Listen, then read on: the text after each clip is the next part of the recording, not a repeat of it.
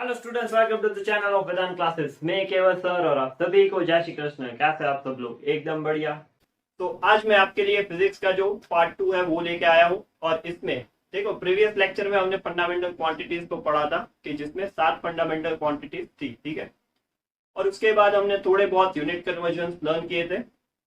आज मैं आपको बहुत सारे फिजिकल क्वांटिटीज बताऊंगा और उसके एसआई यूनिट्स जानेंगे और वो किस फॉर्मूला में रिलेटेड होती है। तो आपको अगर डायमेंशनल फॉर्मूला निकालना हो जब भी, तो डायमेंशनल फॉर्मूला क्या है वो आप फिजिक्स के सेकंड चैप्टर में पढ़ोगे क्लास 11th के। बहुत ही मजेदार टॉपिक है, बहुत ही इजी टॉपिक है। पर डायमेंशनल फॉर्मूला को अच्छे से लर्न करने के लिए, समझने के लिए फिजिकल क्वांटिटीज याद होने चाहिए, उनके फॉर्मूलेज याद होने चाहिए, उनके एसआई यूनिट्स आपको याद होने चाहिए। They are very very important, ठीक है। तो अगर आपको वो सारी चीजें नहीं पता तो डायमेंशनल फॉर्मूला जो इजीएस्ट चैप्टर है फिजिक्स का वो भी टफ लगेगा, ठीक है, स्टार्टिंग में। तो इसीलिए फिजिकल क्वांटिटीज को समझना, याद रखना बहुत ही इंपॉर्टेंट है। तो यहाँ पे मैं आपको ढेर सारी फिजिकल क्वांटिटीज बताऊंगा आज, ठीक है। सो चलिए स्टार्ट करते हैं फिजिकल क्वांटिटी से। तो सबसे पहली फिजिकल क्वांटिटी बेसिक फंडामेंटली ले लेते हैं, दैट इज डिस्टेंस। तो डिस्टेंस का कोई फॉर्मूला नहीं होता, ऐसा यूनिट होता है मीटर, ठीक है, ये तो हम सबको पता है। दूसरी है टाइम।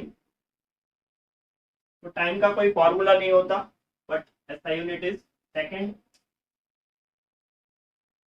थर्ड इज लेंथ, ठीक है, लेंथ हो, डेप्थ हो, हाइट हो, कुछ भी, दैट इज लेंथ का। चलिए, लेंथ तो हमने कंसीडर कर लिया डिस्टेंस में, ठीक है। चलिए, तो तीसरा देखते हैं मास, जिसका ऐसा यूनिट होगा केजी। फिर प्लेन एंगल जो हम फॉर्म करते हैं, ठीक है, आपने क्लास 10 में ये सेक्टर पढ़ा होगा, ठीक है, मैथमेटिक्स में पढ़ा था सेक्टर। तो वहां पे जो एंगल फॉर्म होता है, ये यहाँ पे एक आर्क होती है, दैट इज एल, और यहाँ पे रेडियस रहती है, दैट इज आर, ठीक है। और ये जो एंगल फॉर्म होता है उसको हम प्लेन एंगल बोलते हैं, ठीक है। क्लास 10 में आपने पढ़ा था ये सेक्टर का। तो उसको जो थीटा फॉर्म होता है, so that theta is L by R. तो थीटा क्या रहता है? L upon R, that is arc upon radius, ठीक है। ये थीटा का फॉर्मूला है, काफी इंपॉर्टेंट इक्वेशन है ये, आर्क अपॉन रेडियस।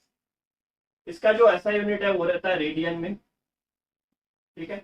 ये जो थीटा है वो रेडियन में आता है। मैं आपको मैथमेटिक्स में आगे ये यही फाउंडेशन की सीरीज में एंगल और एंगल्स डिग्री मेजर और रेडियन मेजर में कैसे आते हैं वो मैं आपको सिखाऊंगा। तो तभी जाके आपको रेडियन का मीनिंग है वो एकदम क्लियर होगा। तो अभी ये जो थीटा है वो रेडियन में है, ठीक है। फिर फिफ्थ फिजिकल क्वांटिटी अभी हम देखते हैं सॉलिड एंगल। सो अगर आप सेक्टर ये इमेजिन करो तो वो 2 डायमेंशन में, अगर 3 डायमेंशन में एंगल फॉर्म हो तो वो सॉलिड एंगल रहता है। मान लो कि ये यहाँ पे कोन है, ठीक है, दिस इज अ कोन। तो यहाँ पे जो 3D एंगल फॉर्म होगा, 3D एंगल, ठीक है, इतना। तो ये 3D एंगल जो यहाँ पे बन रहा है दैट इज सॉलिड एंगल, ठीक है, दैट इज सॉलिड एंगल। तो इसका जो फॉर्मूला रहता है यहाँ पे वो क्या होता है? इसको हम स्टेरेडियन बोलते हैं, steradian, that is equal to area upon यहाँ पे जो रेडियस है इसका, ठीक है, दैट इज रेडियस का स्क्वायर,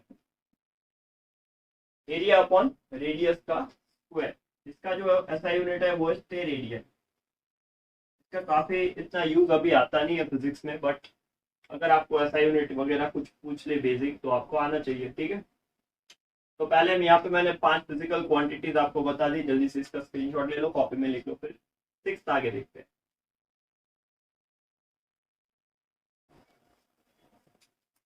तो 6th आगे देखने से पहले देखो, ये सॉलिड एंगल है ना, वो ओमेगा से डिनोट होता है, ठीक है, ओमेगा से। और इसका जो ऐसा यूनिट है steradian that is also called as SR. Okay, तो इतनी चीजें नोट कर ली आपने आई होप। तो आगे नेक्स्ट देखते हैं। Sixth is area. तो एरिया इज एक्चुअली लेंथ का जो स्क्वायर होता है वही है, ठीक है, यहीं पे लिख देते हैं। Area is length square. So length का जो ऐसा यूनिट था मीटर था, इसलिए एरिया का ऐसा यूनिट क्या होता है, मीटर स्क्वायर। फिर 7 वॉल्यूम। सो वॉल्यूम होता है वो लेंथ का क्यूब होता है, ठीक है, लेंथ का क्यूब। तो इट इज लाइक दिस, अगर क्यूब रहा तो लेंथ क्यूब लिखते हैं, अदरवाइज क्यूबॉइड के लिए length into breadth into height. तो एक्चुअली ये भी मीटर में, ये मीटर, ये मीटर, इसलिए ऐसा यूनिट क्या बनता है, मीटर क्यूब। तो वॉल्यूम के लिए जो ऐसा यूनिट है वो क्या बनता है, मीटर क्यूब। फिर आगे 8 देखते हैं, डेंसिटी। तो डेंसिटी आपने पढ़ा रहता है कई बार, that is mass upon volume. तो देखो मास हम केजी में मेजर करते हैं, शॉर्ट फिजिकल क्वांटिटी हमने लिखी थी। वॉल्यूम हम मीटर क्यूब में मेजर करते हैं, या ऊपर ही लिखा है। तो इसका जो ऐसा यूनिट बनेगा वो बनेगा केजी पर मीटर क्यूब, या फिर आप इसे ऐसे भी लिख सकते हो, kg metre raise to -3। Kg per metre cube या केजी मीटर रेस टू -3, दोनों तरह से आप यूनिट को लिख सकते हो। देखो मेरे साथ ये टेबल नोट करते जाओ, काफी इंपॉर्टेंट है, अभी भी बता रहा हूँ, ठीक है। अगर आपको फिजिकल क्वांटिटीज अच्छे से आ गई तो आप फिजिक्स में अच्छा कर सकोगे, परफॉर्मेंस पढ़ाई अच्छा कर सकोगे, कंसेप्ट अच्छे से क्लियर कर सकोगे, बट ये सारी चीजें आपको आनी जरूरी है। तो जल्दी से इसका स्क्रीनशॉट ले लो, फिर आगे देखते हैं।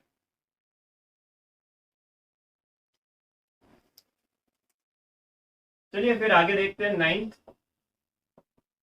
दैट इज स्पीड और यू कैन से वेलोसिटी, ठीक है। देखने में दोनों सेम है, बट स्पीड है वो स्केलर क्वांटिटी है, वेलोसिटी है वो वेक्टर क्वांटिटी है। वो इसके बाद वाले लेक्चर में बताऊंगा कि स्केलर क्वांटिटी क्या है और वेक्टर क्वांटिटी क्या है, ठीक है। तो स्पीड स्केलर है, वेलोसिटी वेक्टर है, बट अभी उसका फॉर्मूला speed is equal to distance upon time. Velocity क्या होता है, that is displacement upon time,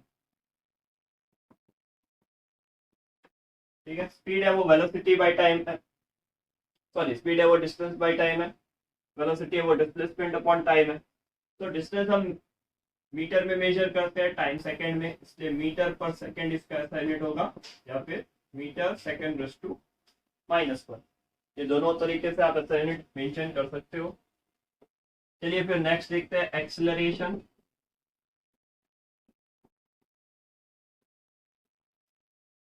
तो एक्सेलरेशन है वो क्या होता है, acceleration is equal to velocity upon time, ठीक है। Actually it is a change in velocity. जब भी आप वेलोसिटी का चेंज करोगे तब जो आएगा वो एक्सेलरेशन होगा, ठीक है। ऐसे गाड़ी को घूम भगाते हैं, वो एक्सेलरेशन है। तो एक्सेलरेशन इसको हम मेजर करते हैं मीटर पर सेकंड में। यहाँ पे देखो ऊपर लिखा है velocity metre per second, time किस में मेजर करते हैं, सेकंड में। तो ऐसा यूनिट कैसे बनेगा, metre per second upon second, second को नीचे लेके आओ, मीटर पर सेकंड स्क्वायर, और you can write metre second raise to -2, ठीक है। तो ये बन गया एक्सेलरेशन का ऐसा यूनिट। आसान था काफी, सारी चीजें आसानी है, समझना पड़ता है उसको, ठीक है। चलिए आगे देखते हैं 11th, फोर्स। तो कैपिटल एफ से डिनोट कर दो फोर्स को आप। तो फोर्स क्या होता है, force is equal to mass into acceleration. कहाँ पे पढ़ा है ये, कहाँ पे पढ़ा है, न्यूटन सेकेंड लॉ में। Force is equal to mass into acceleration, ठीक है, न्यूटन सेकेंड लॉ बताता है ये। तो मास हम मेजर करते हैं केजी में, एक्सेलरेशन मेजर करते हैं मीटर सेकंड रेस टू -2 में, ठीक है। तो फोर्स का ऐसा यूनिट क्या होता है, KG metre raise to, kg metre per second square, और you can write kg metre raise to metre into second raise to -2, or you can simply write it as Newton. तो force हम इस units में लिख सकते हैं, ठीक है। तो यहाँ पे कंफ्यूज नहीं होना है, आपको समझना है बात को। ओके, तो ये सारे फॉर्मूलेज है, अभी आगे और मजा आएगा, ठीक है। समझते जाओ, साथ साथ लिखते जाओ, इसलिए बोल रहा हूँ लिखना जरूरी है। ये सारे फॉर्मूलाज आपको इन फ्यूचर हेल्प करेंगे जब भी आपको इन सबके एसआई यूनिट्स या डायमेंशनल फॉर्मूलाज निकालने हैं। तो अगर ये सारी चीजें याद रहती जा रही है आपको, तो बहुत ही आसान होगा आगे का काम, मैं अभी भी बता रहा हूँ। तो साथ साथ लिखते जाओ, टेबल बनाते जाओ, एक किताब में नोट बनाते जाओ, ठीक है। तो जल्दी से 11 तक लिख लो, फिर 12 से आगे देखते हैं।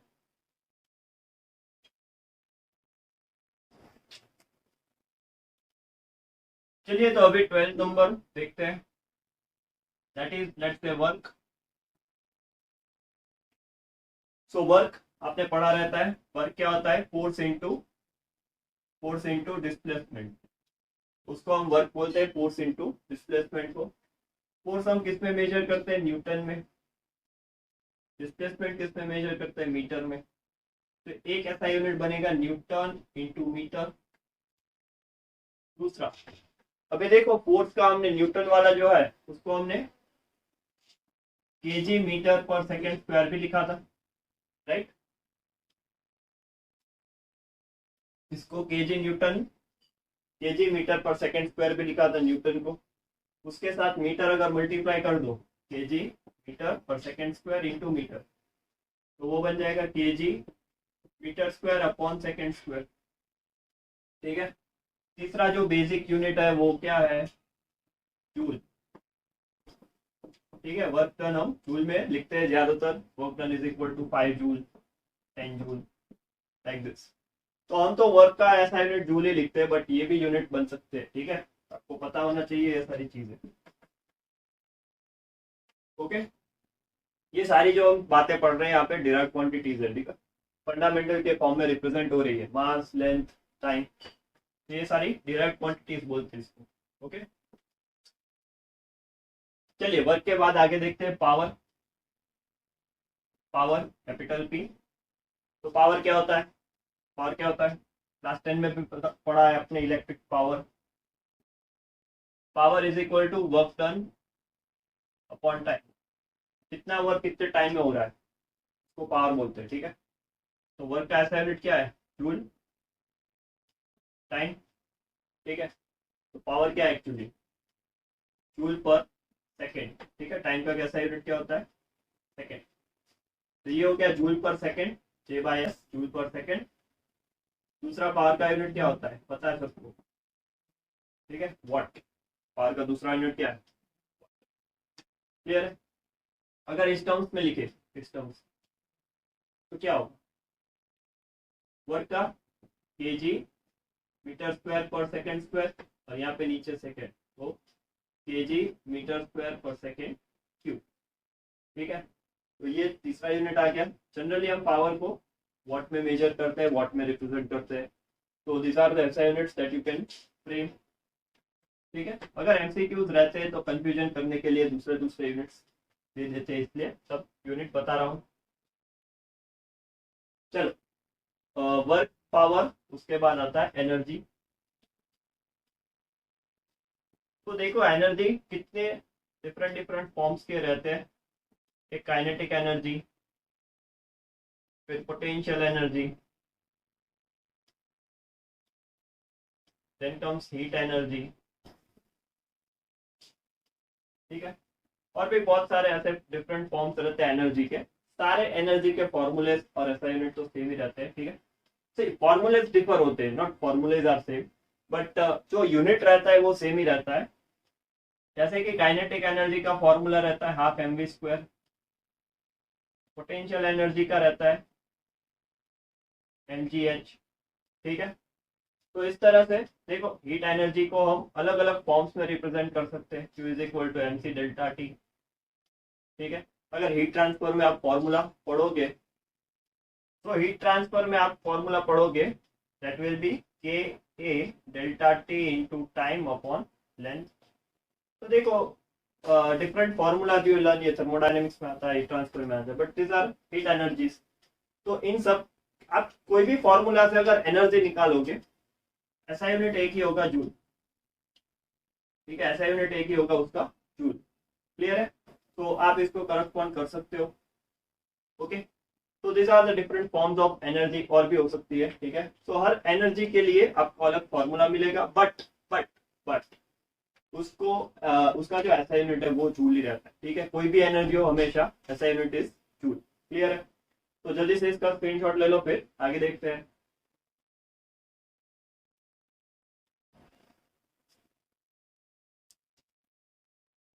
चलिए फिर 15 आगे देखते हैं, मोमेंटम। इसको छोटे p से डिनोट करते हैं, मोमेंटम। तो momentum p is equal to mv, पढ़ा होगा कहीं पे, मास इनटू वेलोसिटी, इसको मोमेंटम बोलते हैं। ठीक है, तो मास अब केजी में मेजर करते हैं, वेलोसिटी को मीटर पर सेकेंड। ठीक है, तो यूनिट क्या बनेगा, केजी मीटर पर सेकेंड, या KG metre second raise to -1। आसान था। तो ये मोमेंटम बन गया। 16 प्रेशर, तो कैपिटल पी से डिनोट करते हैं। ठीक है, प्रेशर।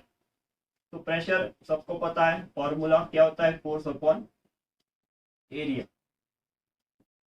तो फोर्स को हम न्यूटन में लिखते हैं, ऐसा यूनिट क्या है फोर्स का, न्यूटन। एरिया मीटर स्क्वायर, तो ये ऐसा यूनिट बनेगा न्यूटन पर मीटर स्क्वायर। यहाँ पे लिख दो newton metre raise to -2। Clear है इतना? ओके, और फंडामेंटल क्वांटिटीज के फॉर्म में लिखो, तो न्यूटन क्या होता है, KG metre second raise to -2। ठीक है, न्यूटन। यहाँ पे नीचे मीटर स्क्वायर, अगर इसको ऊपर लेके जाओ, यहाँ पे 1 है 2 है, तो KG metre raise to -1 second raise to -2। तो ये बन गया प्रेशर। ओके, तो प्रेशर का फॉर्मूला इस तरह से भी आप नोट कर सकते हो। हर एक यूनिट है प्रेशर का, पास्कल। ठीक है, पास्कल। जैसे फोर्स को कैसे न्यूटन में लिखते हैं, प्रेशर को पास्कल में भी आप नोट कर सकते हो। फिर periodic time, time taken to complete the 1 revolution, periodic time बोलते हैं। तो ये एक तरह से टाइम ही है। ठीक है, तो इसका जो ऐसा यूनिट रहेगा वो सेकंड रहेगा। ठीक है, सेकंड। फिर 18 जो आता है वो आता है फ्रीक्वेंसी। तो फ्रीक्वेंसी का फॉर्मूला है वो होता है F is equal to 1/t। T का होता है 1/f। ठीक है, तो F is equal to 1/t, so this will be second inverse. और जो दूसरा फॉर्मूला है वो है हर्ट्ज।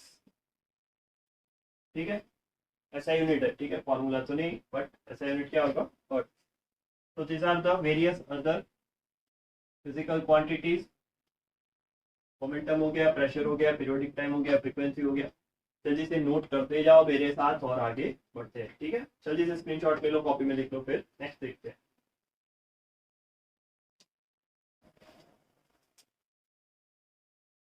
चलिए फिर 19 से कुछ रोटेशनल मोशन के लिए फिजिकल क्वांटिटीज देखते हैं। तो उसमें पहला होगा एंगुलर डिस्प्लेसमेंट,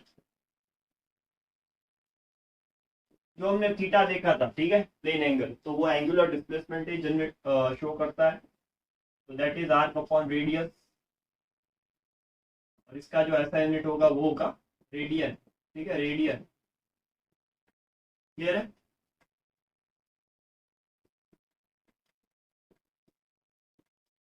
तो नेक्स्ट इज, जैसे डिस्टेंस स्पीड और एक्सेलरेशन रिलेटेड है, डिस्टेंस स्पीड और एक्सेलरेशन, वैसे एंगुलर डिस्प्लेसमेंट, एंगुलर वेलोसिटी।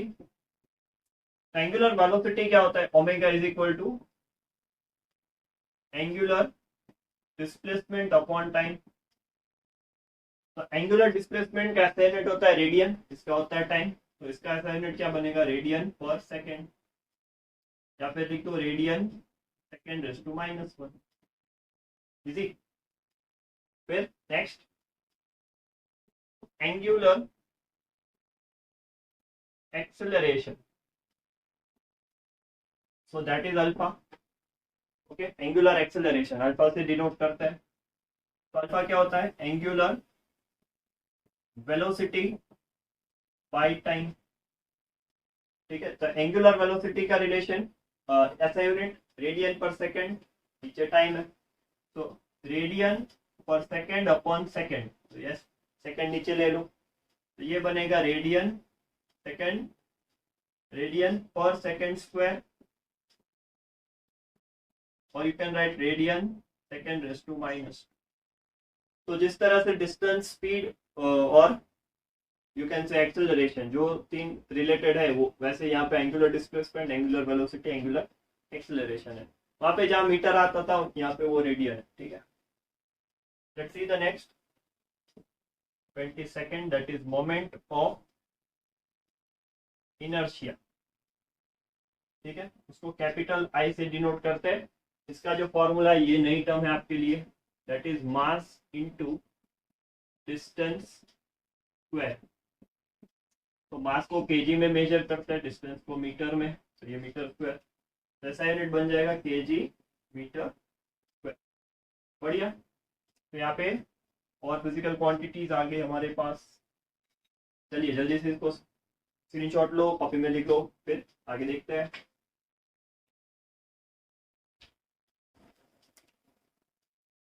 चलिए नेक्स्ट देखते हैं 23rd, दैट इज टॉर्क।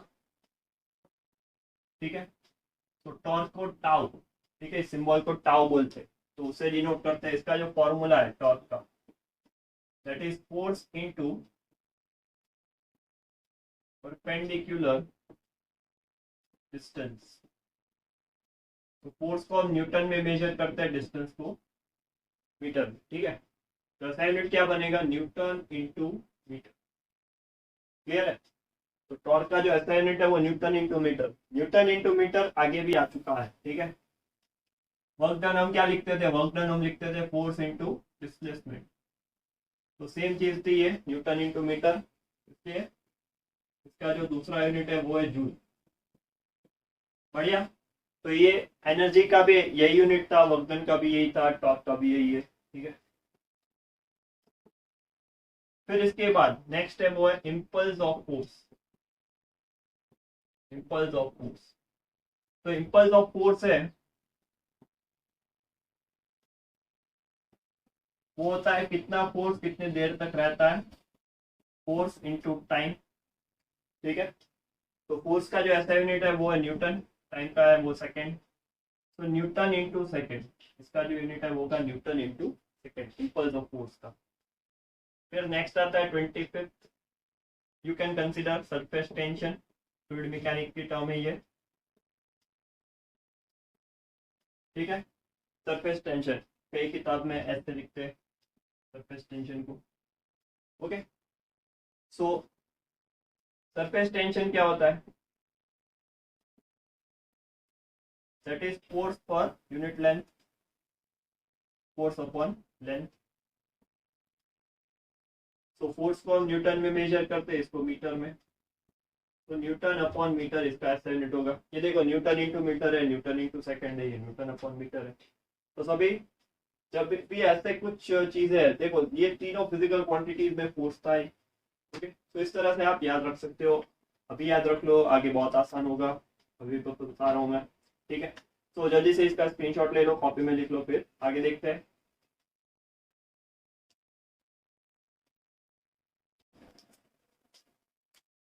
चलिए तो फिर नेक्स्ट 26 देखते हैं, टेम्परेचर। तो टेम्परेचर फंडामेंटल क्वांटिटी, इसलिए इसका फॉर्मूला नहीं है, ऐसे यूनिट हमें पता है क्या होता है कि दैट इज केल्विन, इसको हम टेम्परेचर बोलते हैं। फिर 27th, तो 27th अभी मैंने आपको जो एनर्जी में, हीट एनर्जी के बारे में बताया था। ठीक है, उसमें एक फिजिकल क्वांटिटी थी स्पेसिफिक हीट, जिसको सी से डिनोट करते हैं। यहाँ पे जो फॉर्मूला है वो होता है Q is equal to M C delta T. तो यहाँ पे देखो जो ये सी है वो स्पेसिफिक हीट है, मैंने आपको हीट एनर्जी में ये फॉर्मूला लिख के बताया था। ठीक है, तो यहाँ पे देखो सी को अगर सब्जेक्ट बना दो तो that will be Q upon M delta T. तो Q है वो हीट एनर्जी, इसलिए वो जूल में मेजर होगा, मैंने बताया पहले। Q is heat energy that is measured in joule, क्योंकि एनर्जी है वो। मास यहाँ पे किस में मेजर होता है, M is mass that is KG, T यानी टेम्परेचर है दैट इज केल्विन पर लिखा है। तो ऐसा यूनिट जनरेट करो, joule, KG inverse, kelvin inverse. काफी इंपॉर्टेंट रहता है ये सारे unit, joule, KG inverse, kelvin inverse. या तो फिर ऐसे भी लिख सकते हो, जूल पर केजी डॉट केल्विन। ओके, तो ये सारे यूनिट समझने बहुत जरूरी है, अभी से समझ जाओगे बहुत एडवांस हो जाओगे आप। 28 एक ऐसा ही मैंने फॉर्मूला लिखा था तभी, बट उसमें भी एक कांस्टेंट था, थर्मल कंडक्टिविटी, जिसको के से डिनोट करते हैं, थर्मल कंडक्टिविटी को। तो थर्मल कंडक्टिविटी जो है वो इस फॉर्मूला में K A delta T into T upon L. इसमें जो ये के है, ठीक है, that is thermal conductivity, Q है वो हीट एनर्जी था, ठीक है। तो अगर के को हम सब्जेक्ट बनाएंगे, टी होगा Q L A delta T into T. तो क्यू हम किस में मेजर करते हैं, जूल में, लेंथ को मीटर में, एरिया को मीटर स्क्वायर में, टेम्परेचर को केल्विन में और टाइम को सेकेंड में। देखो इसमें बहुत सारी चीजें आ, ऊपर यहाँ पे मीटर है, नीचे मीटर स्क्वायर है, एक मीटर काट दो। ओके, तो ऐसा यूनिट बन जाएगा, जूल, ऊपर कुछ नहीं अभी, नीचे मीटर इनवर्स, नीचे केल्विन इनवर्स, नीचे सेकेंड इनवर्स, या तो फिर जूल पर मीटर केल्विन इंटू सेकेंड। तो इस तरह से आप, ये काफी इंपॉर्टेंट चीज है, लर्न करनी चाहिए आपको, ठीक है। अभी कि यूनिट कैसे निकाल सकते हो कॉम्प्लेक्स फॉर्मूलेज में से, ठीक है। तो आई होप आपको ये चीज समझ में आ गई है। एक और बार बता देता हूँ, heat energy that is equal to K A delta T into T by L. देखो फॉर्मूला अभी याद नहीं रह रहा तो चलेगा, क्योंकि आप चैप्टर्स में ये फॉर्मूला लर्न करने ही वाले हो, तब इसके न्यूमेरिकल्स भी सॉल्व करोगे, तो तब जाके आपको फॉर्मूला ऑटोमेटिकली याद रह जाएगा। बट ऐसा यूनिट कैसे निकालते हैं वो सीखना यहाँ पे जरूरी है, ठीक है। तो के को सब्जेक्ट बना दो, that will B Q L A delta T into T. Q क्या होता है, जूल, एल क्या होता है, मीटर, ए क्या होता है, मीटर स्क्वायर। तो यहाँ से एक मीटर कैंसिल कर दिया, delta T that is kelvin, time is second. वहां से आप फॉर्मूला बना सकते हो, सॉरी ऐसा यूनिट बना सकते हो, ठीक है। तो जल्दी से इसका स्क्रीनशॉट ले लो, फिर करंट इलेक्ट्रिसिटी के कुछ फिजिकल क्वांटिटीज देखते हैं।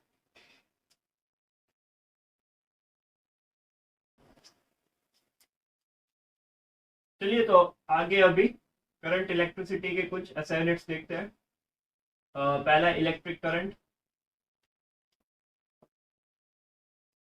तो फंडामेंटल क्वांटिटी है, ठीक है। तो इसका जो ऐसा यूनिट रहता है वो एम्पियर, सबको पता है।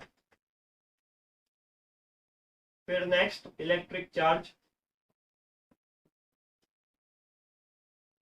तो इलेक्ट्रिक चार्ज हमें पता है formula I is equal to Q by T होता है, ठीक है। तो Q is equal to I T लिख सकते हैं ऐसे, बढ़िया। तो इलेक्ट्रिक चार्ज है उसका ऐसा यूनिट खुद का है कूलम, और दूसरा ऐसा यूनिट आप बनाओ तो एम्पियर इंटू सेकेंड, ठीक है। Current ampere into time second.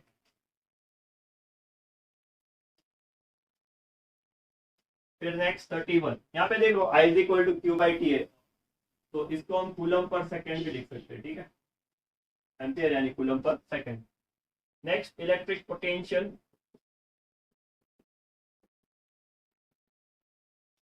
Difference,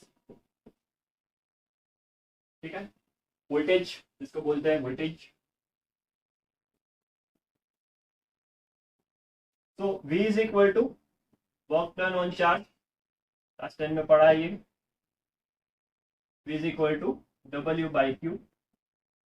तो खुद का एक ऐसा यूनिट है वो है वोल्ट, जो हमें पता है, और वर्क डन यानी जूल, चार्ज यानी कूलम। तो दूसरा ऐसा यूनिट क्या होगा, जूल पर कूलम, बढ़िया। 30 सेकेंड देख लेते हैं रेजिस्टेंस। तो रेजिस्टेंस हमने ओम्स लॉ से बनाया था, तो R is equal to V by I, voltage upon current.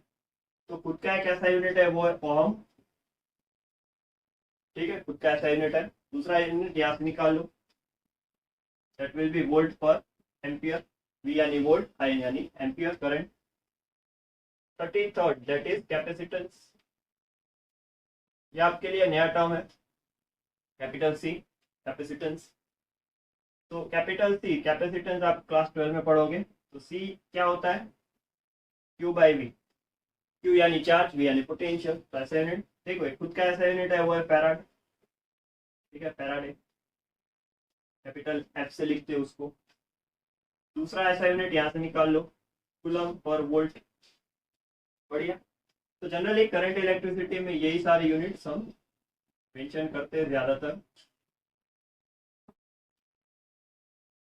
Okay, तो दूसरे यूनिट्स भी आप बना सकते हो फॉर्मूले से। तो ये यूनिट्स थे वो करंट इलेक्ट्रिसिटी के रिलेटेड थे। जल्दी से स्क्रीनशॉट ले लो, कॉपी में लिख लो। ले लिया स्क्रीनशॉट, ठीक है। तो यहाँ पे देखो मैंने 30 प्लस फिजिकल क्वांटिटीज आपको बताई। तो although these are not enough, ठीक है, बट फंडामेंटल तैयार करने के लिए इस चीज़ें अगर आप अभी सीख लोगे तो आपको बहुत काम आएगी ये सारी चीज़ें। क्योंकि फिजिक्स पूरा 11th 12th में आप पढ़ोगे तो काफ़ी सारे और फॉर्मूलाज भी आने वाले हैं, काफ़ी सारे यूनिट्स भी आने वाले हैं, ठीक है। बट अगर आप यहाँ पे प्रैक्टिस कर लोगे कि यूनिट को कैसे याद रख सकते हैं, कैसे बना सकते हैं, फॉर्मूलेज में यूनिट को कैसे कन्वर्ट कर सकते हैं, सो आपकी आगे की जो चीज़ें हैं वो आसान हो जाएगी फॉर डैम श्योर। सो आगे कुछ क्वेश्चंस रखे उसको सॉल्व करो। तो पढ़ाई करते रहो, आगे बढ़ते रहो। All the best.